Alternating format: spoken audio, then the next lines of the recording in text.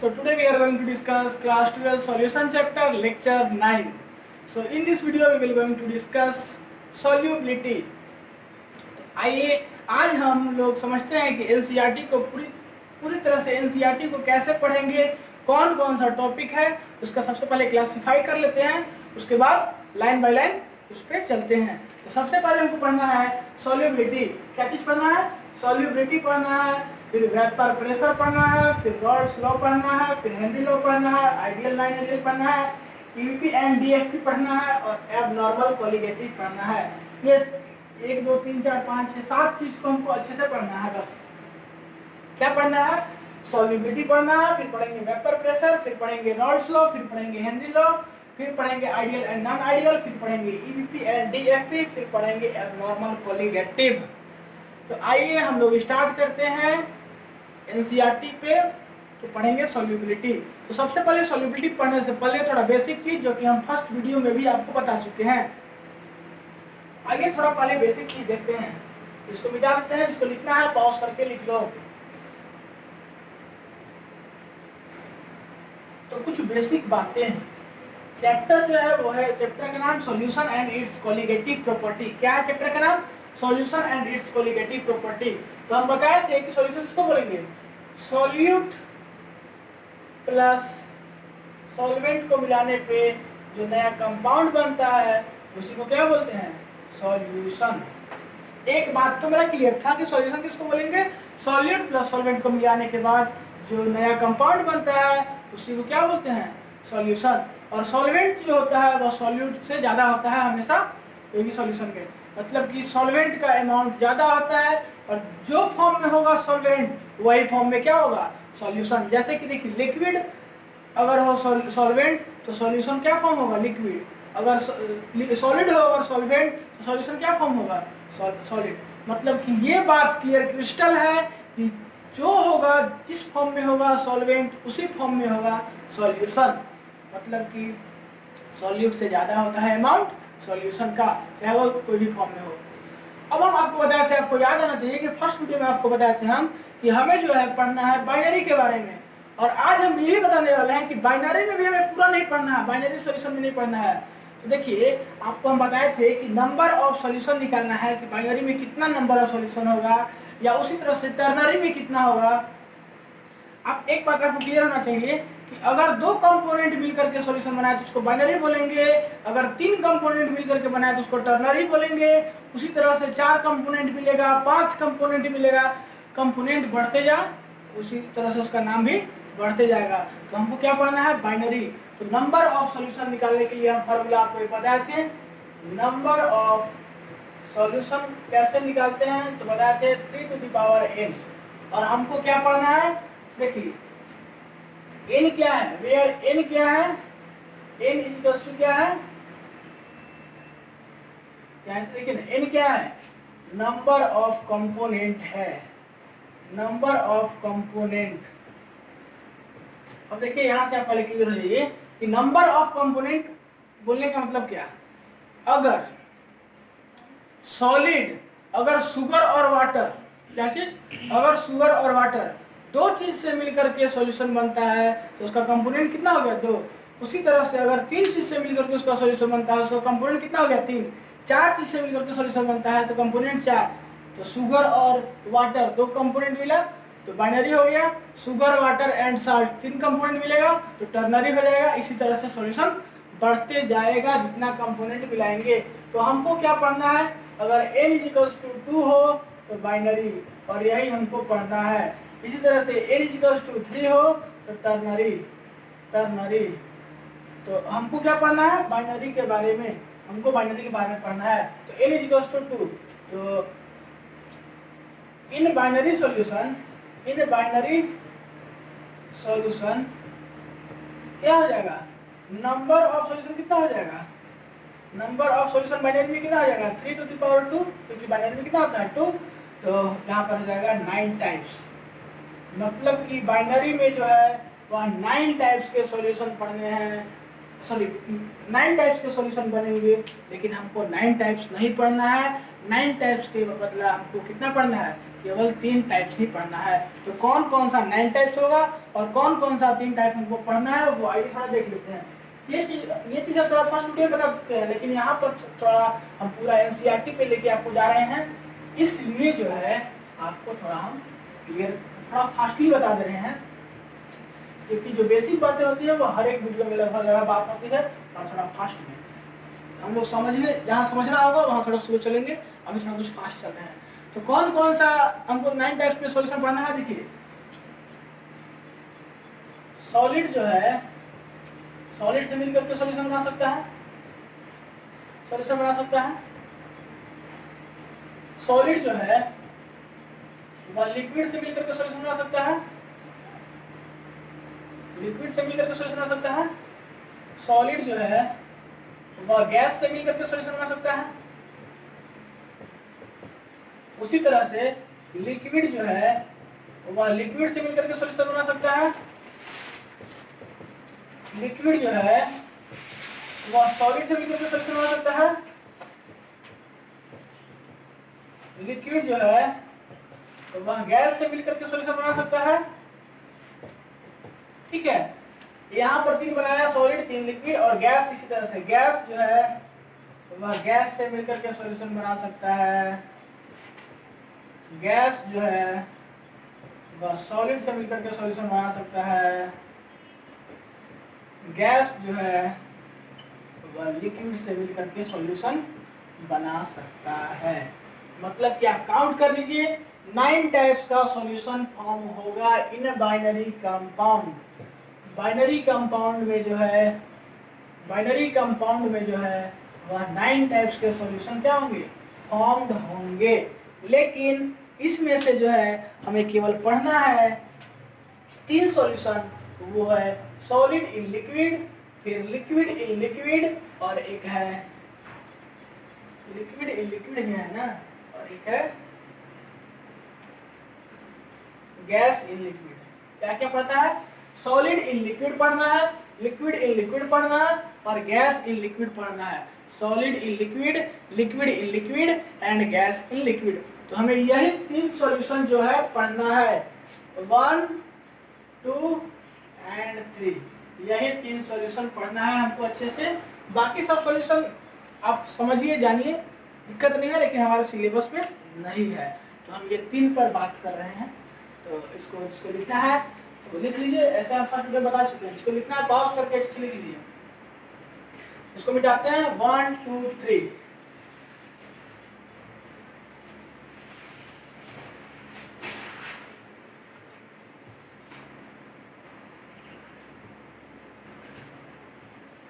अब देखिए हम बात करते हैं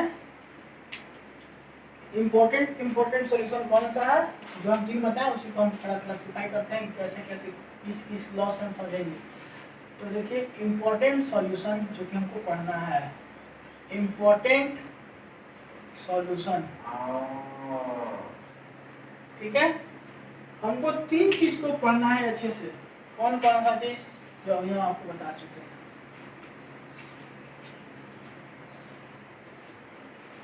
पहला चीज पढ़ना है हमको solid in liquid solution, solid in liquid solution, liquid in liquid solution, और एक है गैस इन लिक्विड सॉल्यूशन। ये हमको 3 को अच्छे से पढ़ना है। तो सॉलिड इन लिक्विड सॉल्यूशन और लिक्विड इन लिक्विड सॉल्यूशन को हमको जो अच्छे से समझाएगा वो है एक लॉ है, और उस लॉ का नाम है रॉल्स लॉ, रॉल्स लॉ। और गैस इन लिक्विड को जो हमको अच्छे से समझाएगा उसका नेम है, उस लॉ का नेम है क्या, हेनरी लॉ, हेनरी लॉ। तो थोड़ा आप नाम सुने होंगे, कुछ पढ़े भी होंगे क्लास 11 में, तो यहाँ पर थोड़े इन डिटेल पढ़ेंगे। और हेनरी लॉ का यहाँ तक आपको ये भी मालूम होना चाहिए कि हेनरी लॉ का एप्लीकेशन या हेनरी लॉ का लिमिटेशन हर साल बोर्ड में पूछता है। मैक्सिमम ईयर देखा गया है, 1 साल 2 साल गैप कर करके हमेशा पूछता है हेनरी लॉ का एप्लीकेशन, या तो फिर उसका लिमिटेशन 2 मार्क्स 3 मार्क्स में हमेशा पूछता है। तो हम बताएंगे जब हेनरी लॉ आएगा। तो तो ये चीज मेरा इम्पोर्टेंट है, इसको पहले आप लिख लीजिए, उसके बाद फिर हम चलते हैं पढ़ाई करते हैं। उसके बाद हम देखते हैं सॉल्युबिलिटी। क्या था मेरा फर्स्ट टॉपिक? सॉल्युबिलिटी। तो आते हैं हम सॉल्युबिलिटी पे, सॉल्युबिलिटी पे हम आते हैं।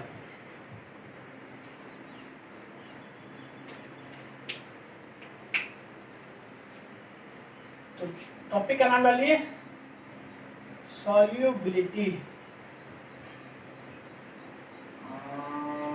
सॉल्युबिलिटी, तो सॉल्युबिलिटी क्या है आइए देखते हैं।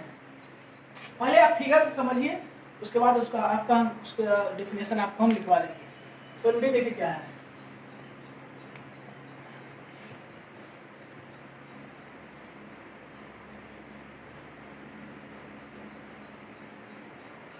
सॉल्युबिलिटी देखिए क्या है।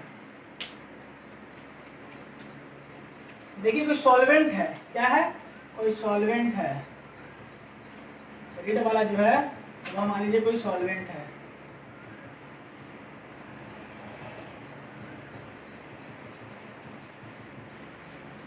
कोई सॉल्वेंट है या H2O है, ठीक? एट कांस्टेंट टेम्परेचर, इसको साथ में लिखे, at constant temperature and pressure पे। और कितना है? 100 ग्राम सॉल्वेंट है, 100 ग्राम सॉल्वेंट है। तो ये कोई सॉल्वेंट है, ठीक है, at constant temperature and pressure पे, और सॉल्वेंट कितना है? 100 ग्राम है। इसमें आप समझिए कि मान लीजिए कि सॉल्वेंट में सॉल्यूशन बनाने के लिए हम क्या करते हैं? सॉल्यूट को मिक्स करते हैं, सॉल्यूट को मिक्स करते हैं। तो सॉल्यूट का वो मैक्सिमम अमाउंट, देखिए पहले आप समझिए, सॉल्यूट जो है वह सॉल्वेंट में हमेशा मिक्स ही नहीं होते रहेगा। कोई भी सॉल्वेंट में सॉल्यूट का अमाउंट फिक्स होता है। तो कब तक सॉल्यूट मिक्स होगा, ये बात समझिए। सॉल्यूट कब तक मिक्स होगा? कोई सॉल्वेंट में सॉल्यूशन बनने के लिए कुछ सॉल्यूट का अमाउंट फिक्स होता है। तो मान लीजिए कि 100 ग्राम सॉल्वेंट है, इसमें सॉल्यूट आते रहेगा, लेकिन एक ऐसा फिक्स टाइम आएगा, एक ऐसा टाइम आएगा जबकि सॉल्यूशन में जितना सॉल्यूट रिक्वायर्ड होगा उतना कंप्लीटली से मिक्स हो जाएगा। फिर क्या होगा? सॉल्यूट मिक्स होना बंद हो जाएगा। तो वो मैक्सिमम अमाउंट सॉल्यूट का जो कि सॉल्वेंट में 100 ग्राम सॉल्वेंट में क्या हो, अच्छे से मिक्स हो और सॉल्वेंट बनाए, सॉल्यूशन बनाए, उसी को क्या बोलेंगे? सॉल्युबिलिटी। अच्छे से समझना, उसको क्या बोलेंगे? सॉल्युबिलिटी। तो एक बार इसको डिफिनेशन को लिख लेते हैं, उसके बाद फिर आपको हम क्लियर क्रिस्टल समझा देंगे इस फिगर के द्वारा एक बार फिर से। तो सॉल्युबिलिटी का डिफिनेशन क्या होता है ये देखते हैं। It is equal amount of solute in gram present in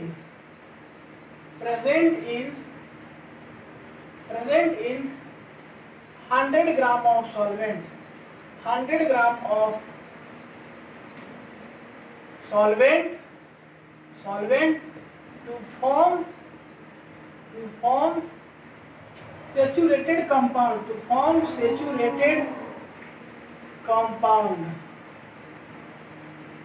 at constant temperature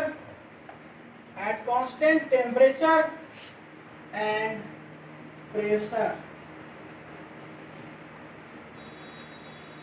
ये है इसका डिफिनेशन। अब देखिए डिफिनेशन समझिए, उसके बाद उसको हम समझा देते हैं अच्छे से। बोलता है कि सॉल्यूट का अमाउंट किसमें है? ग्राम में। तो वो अमाउंट ऑफ सॉल्यूट या equal amount of solute in gram में, कि वो amount of solute in gram जो कि 100 ग्राम ऑफ सॉल्वेंट में क्या हो? डिसॉल्व हो। यहाँ प्रेजेंट है ना, प्रेजेंट लिख सकते हो या डिसॉल्व? थोड़ा सा ज्यादा बेहतर होगा, डिसॉल्व लिख दो, थोड़ा ज्यादा बेहतर होगा। डिसॉल्व, वैसे प्रेजेंट भी गलत नहीं है, प्रेजेंट या डिसॉल्व एक ही चीज है।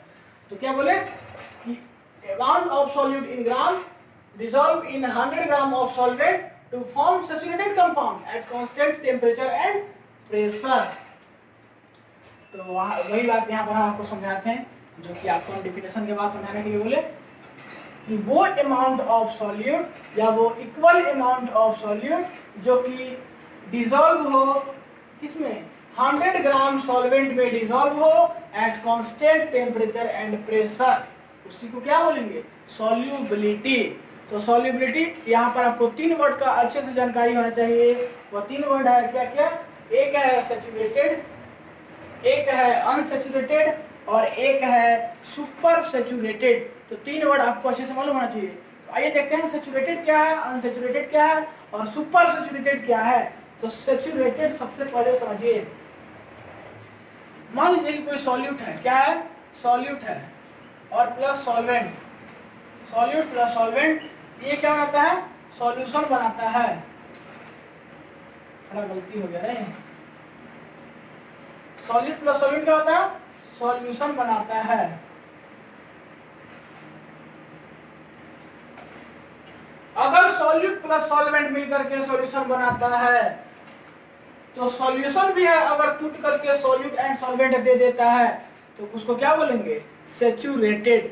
मतलब कि अगर इक्विलिब्रियम में इसको हम डिफाइन करें तो क्या बोलेंगे rate of forward sorry rate of backward is equals to rate of forward.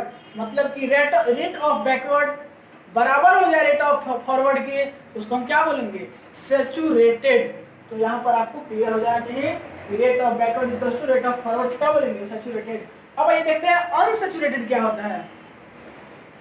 Unsaturated जो है जैसे कि देखिए कोई सॉल्वेंट है, उसको हमको सॉल्वेंट उसमें हमको कुछ सॉल्यूट मिलाना है और सॉल्यूशन बनाना है। तो सॉल्यूट का वो अमाउंट जो कि सॉल्वेंट का वो अमाउंट जो कि सॉल्यूशन बनाने के लिए हम सॉल्वेंट में मिक्स कर रहे हैं और वह मिक्स होते जा रहा है, ऐसा टाइम नहीं आ रहा है कि मिक्स होना बंद हो जाए। मतलब कि वो अमाउंट जिसमें कि सॉल्यूट क्या हो सॉल्वेंट में मिक्स होते जाए उसको क्या बोलेंगे उस कंपाउंड को बोलेंगे अनसैचुरेटेड। और सुपर सैचुरेटेड देखिए क्या होता है, सुपर सैचुरेटेड को समझिए। सुपर सैचुरेटेड जो है वह एक ऐसा कंपाउंड है, सुपर सैचुरेटेड कंपाउंड एक ऐसा कंपाउंड है जैसे कि देखिए किसी भी सॉल्यूशन बनाने के लिए हमको किस चीज का आवश्यकता पड़ता है सॉल्यूट प्लस सॉल्वेंट का। तो किसी भी सॉल्यूशन बनाने के लिए सॉल्यूट प्लस सॉल्वेंट का आवश्यकता पड़ता है। तो सॉल्यूट अगर हम ज्यादा डाल दें, सॉल्यूट का अमाउंट अगर हम ज्यादा कर दें तो क्या होगा प्रिसिपिटेट निकलने लगेगा और वही प्रिसिपिटेट जब हम होने लगेगा तो उस समय उस केस में उस कंपाउंड को क्या बोलेंगे हम सुपर सैचुरेटेड। मतलब कि सॉल्यूट को सॉल्वेंट में मिक्स करें तो ज्यादा अमाउंट होने के कारण प्रेसिपिटेट फॉर्म होने लगे, उसको क्या बोलेंगे सुपर सैचुरेटेड। तो यहाँ पर ऐसे सैचुरेटेड या सबको था लेकिन आपको हम क्लियरली समझा दिए। और अनसैचुरेटेड या सुपर सैचुरेटेड समझिए, गलत बात नहीं है, कभी न कभी काम में आएगा। तो सॉल्युबिलिटी आपका क्लियर हो गया। इस वीडियो को अच्छे से पॉज कीजिए और पहले नोट कीजिए, फिर देखते हैं फैक्टर अफेक्टिंग सॉल्युबिलिटी। तो इसको पॉज करके नोट कर लीजिए।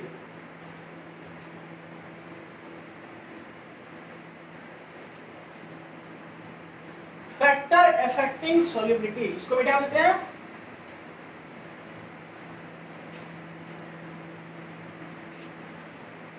सॉल्युबिलिटी क्या होता है समझ में आ गया आपको नहीं?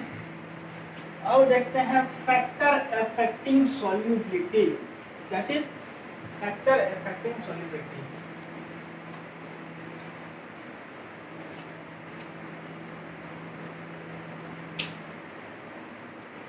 हेडिंग डालिए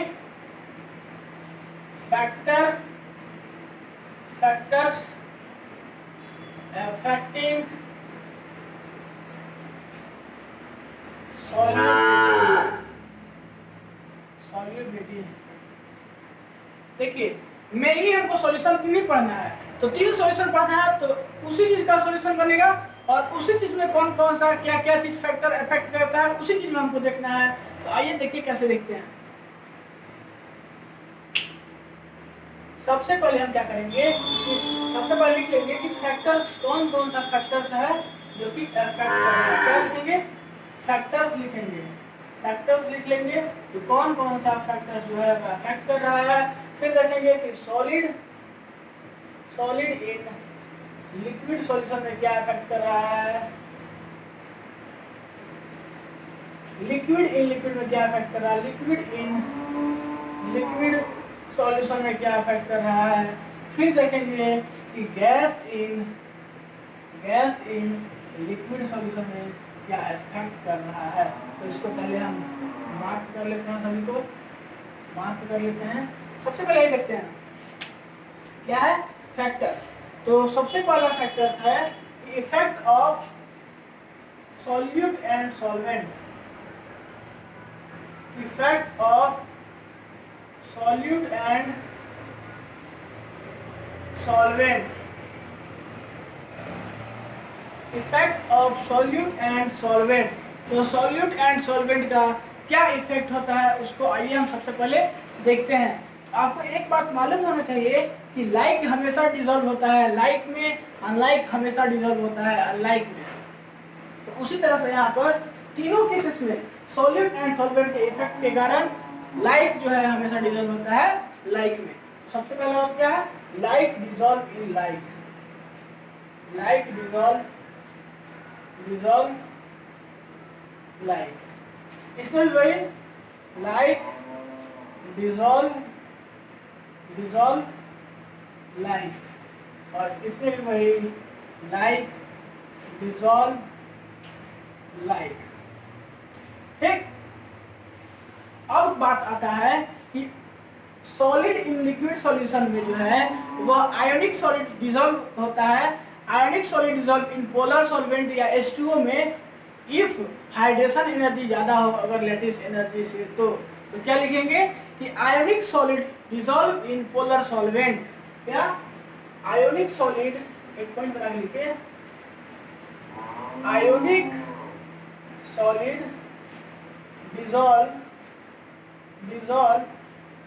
in polar solvent if hydration energy जो है वह ज्यादा होगा लैटिस एनर्जी से। तब मतलब कि आयनिक सॉलिड कब डिसॉल्व होगा पोलर सॉल्वेंट में, जब हाइड्रेशन एनर्जी जो है ज्यादा होगा किससे, लैटिस एनर्जी से। तब और इसमें जो है लिक्विड इन लिक्विड में क्या बनाता है, like dissolve like H bond बनाता है, मतलब कि हाइड्रोजन बॉन्डिंग बनाता है। इसमें क्या बनाता है, हाइड्रोजन बॉन्डिंग। इसमें एक पॉइंट करके लिख दीजिए और इसमें कुछ एक एग्जांपल लिख दीजिए। ऐसे एग्जांपल देखिए क्या लिखेंगे कि अगर HCl जो है क्या चीज, अगर HCl जो है अगर H2O से रिएक्ट कर रहा है तो क्या बनेगा, H3O minus, sorry H3O plus Cl minus. तो क्या HCl जो है अगर H2O से रिएक्ट कर रहा है तो क्या बनेगा, H3O प्लस Cl माइनस। इसी तरह से दूसरा एग्जांपल है कि अगर CO2 जो है H2O से रिएक्ट कर रहा है तो H2CO3 बन रहा है। CO2 जो है क्या चीज से रिएक्ट करेगा, CO2 जो है अगर H2O से रिएक्ट करेगा, H2O से रिएक्ट करेगा तो H2CO3 क्या बनेगा, H2CO3 बनेगा। तो यहाँ से ये बात क्लियर हो गया। अब जो है हम बात करते हैं दूसरा पॉइंट, जो कि टेम्परेचर का क्या इफेक्ट होगा इन तीनों केस में। टेम्परेचर का क्या केस होगा इसको लिख लीजिए थोड़ा सा, तो बेहतर होगा, इसमें आ जाएगा पहले टेम्परेचर का केस देख लीजिए, आ जाएगा। इसको हम कर देते हैं नीचे।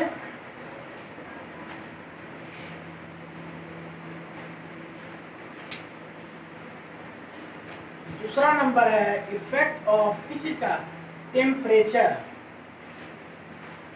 Effect of temperature. तो इफेक्ट ऑफ टेम्परेचर में देखिए क्या है, एक्सोथर्मिक में अलग होगा, इंडोथर्मिक में अलग होगा। इसी में देखिए सॉलिड इन लिक्विड में देखिए एक्सोथर्मिक में क्या होगा, एक्सोथर्मिक में जो है अगर टेम्परेचर बढ़ाएंगे तो सॉलिबिलिटी क्या होगा, घटेगा। और इंडोथर्मिक में जो है अगर टेम्परेचर बढ़ाएंगे तो सॉलिबिलिटी क्या होगा, सॉलिबिलिटी भी क्या होगा, बढ़ेगा। तो देखिए इसमें दो केस होगा, एक होगा एक्सोथर्मिक का एक्सोथर्मिक का इसमें क्या होगा, अगर आप टेम्परेचर इंक्रीज कीजिएगा तो सॉल्युबिलिटी जो है वह क्या होगा, डिक्रीज होगा। और इंडोथर्मिक में इसमें क्या होगा, इंडोथर्मिक में इसमें क्या होगा, इंडोथर्मिक की जगह अगर आप टेम्परेचर को बढ़ाइएगा तो सॉल्युबिलिटी भी क्या होगा, बढ़ेगा। सॉल्युबिलिटी भी क्या होगा, बढ़ेगा। इसी तरह से इसमें भी वही होगा। एक्सोथर्मिक के केस में अलग होगा, एक्सोथर्मिक के केस में अलग होगा। क्या होगा, टेम्परेचर अगर बढ़ाइएगा तो सॉल्युबिलिटी क्या होगा, सॉल्युबिलिटी क्या होगा, घटेगा। और टेम्परेचर अगर सॉरी इंडोथर्मिक में जो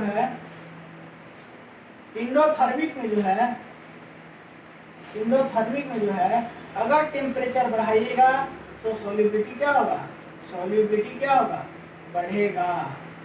और सेम केस इसमें भी होगा। एक्सोथर्मिक में जो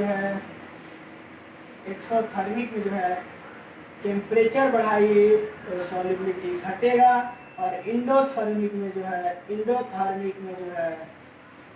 टेम्परेचर बढ़ाइए तो सॉल्युबिलिटी भी क्या होगा, बढ़ेगा। तो ये बात हुआ दूसरा पॉइंट का। अब हम नेक्स्ट बात करते हैं तीसरा इफेक्ट, जो कि है इफेक्ट ऑफ प्रेशर। तो इसको सबसे पहला वाले को मिटा देते हैं। तीसरा इफेक्ट क्या है, इफेक्ट ऑफ प्रेशर। तो प्रेशर का भी तो कुछ इफेक्ट होता होगा। तो इफेक्ट क्या होता है प्रेशर का, ये आइए देखते हैं। तीसरा क्या है, इफेक्ट ऑफ प्रेशर।